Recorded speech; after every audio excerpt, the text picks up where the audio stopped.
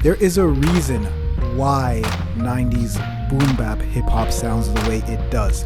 Today we're going to look at the theory behind the music structure and why certain eras of hip hop, in particular 90s hip hop, sounds different from any other time period of hip hop music. And hopefully it'll give you an understanding about how to make the music and why the music sounds the way it does. But before we get to 90s boom bap, we're going to start with the source and the beginning of the boom bap sound, which is the 80s.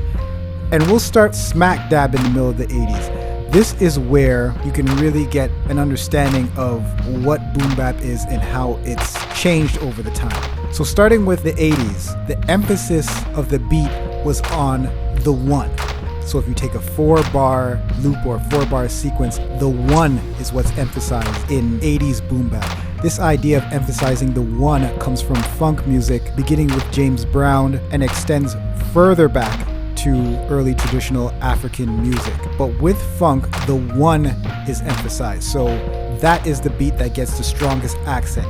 Now this caused the MC who's rapping to also accentuate the one, and thus affected how he flowed over an 80s boom bap beat. Because while funk accentuated the one and P-Funk really exaggerated the one, 80s boom bap put a nuclear bomb under the one. So on the one, everything hit really hard. The MC punctuated his point on the one. And let's take a listen to how that actually sounds with a typical 80s boom bap beat.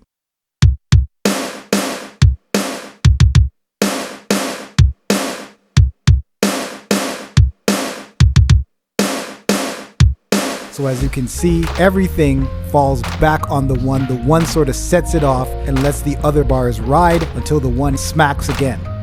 All right, so now 90s, there was a shift going on where the one lost its power and the 4, which would be your traditional snare hit, became more of an accentuated point. Again, changing the way the MC flowed over the beat. And that created a different bounce, a different feel to the music and changed the flow. And that is what crystallized the sound of 90s boom bap, that typical Premier bounce, that Pete Rock bounce.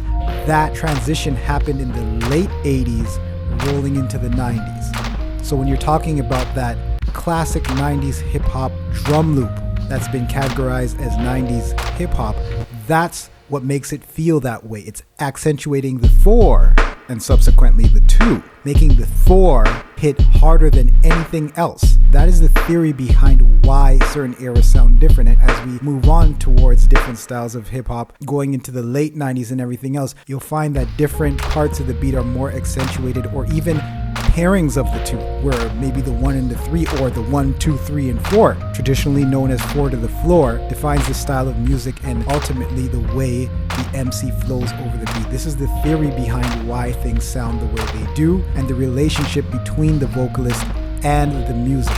That interaction causes styles to be born, causes eras to have their own defined sound.